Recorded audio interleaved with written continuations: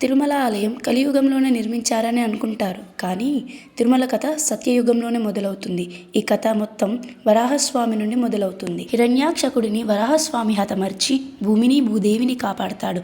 అప్పుడు భూదేవి వరాహస్వామిని నన్ను వివాహం చేసుకోండి అని వేడుకుంటుంది. వరాహస్వామి ఆమె కోరికను అంగీకరిస్తాడు. వెంటనే ఆదిశేషుడిని పిలిచి ఇక నుండి నువ్వు ఈ భూమి మీదనే ఉండు అని ఆదేశిస్తాడు. వెంటనే ఆ 7 తలల ఆదిశేషుడు భూమి మీదకు దిగి వచ్చి తిరుమలలో 7 కొండలుగా మారుతాడు. అప్పటి నుండి ఆ ప్రాంతాన్ని శేషాచలం అని పిలుస్తారు. తరువాత వరాహస్వామి ఒక విగ్రహ రూపంలో కొలువై ఆయన పక్కనే తన భార్యలు కొలనులాగా మారిపోతారు. అది చూసి దేవదేవతలు వచ్చి ఆ విగ్రహానికి నమస్కరించి వారు అందరూ కూడా కొలనులాగా మారిపోతారు. ఈ ఆదివరాహ క్షేత్రం తిరుమలలా ఎలా మారిందో తెలుసుకుందాం.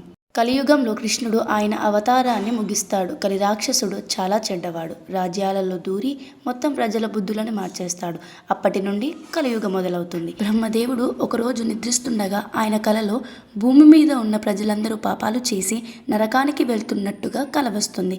వెంటనే బ్రహ్మదేవుడు వైకుంఠానికి బయలుదేరి విష్ణుమూర్తికి తన కల చెప్పి ప్రజలను కాపాడాలంటే మీరు భూమి మీద కొలువై తీరాలి స్వామి అని వేడుకుంటాడు. అప్పుడు విష్ణుమూర్తి ఏ రూపంతో నేను కొలువై ఉండాలి అని ఆలోచిస్తూ సరైన సమయం కోసం ఎదురు చూడు అని చెబుతాడు. అలా కొన్ని సంవత్సరాలు గడిచాయి, కానీ విష్ణుమూర్తి భూమి మీద ఏ అవతారం ఎత్తలేదు.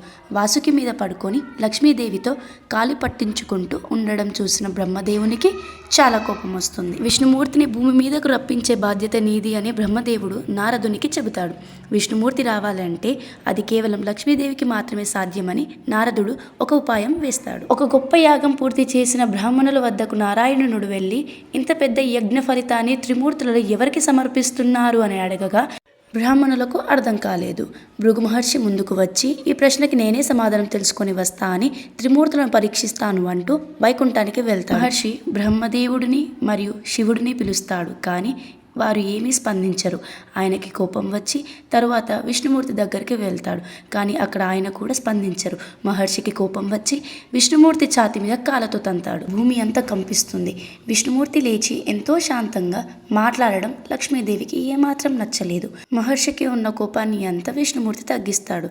యజ్ఞఫలం అంతా మీకే అంటూ నన్ను క్షమించండి స్వామి అని మహర్షి చెప్పి వెళ్ళిపోతాడు. అది చూసిన లక్ష్మీదేవికి పట్టరాని కోపం వచ్చి నేను ఇక్కడ ఉండను అని చెప్పి వెనక్కి తిరగకుండా వైకుంఠాన్ని విడిచి భూమి మీదకి వస్తుంది. భార్య లేని చోట నేనెందుకు అని సాక్షాత్ ఆ మహావిష్ణువు శ్రీనివాసుని రూపం ధరించి భూమి మీదకి వస్తాడు.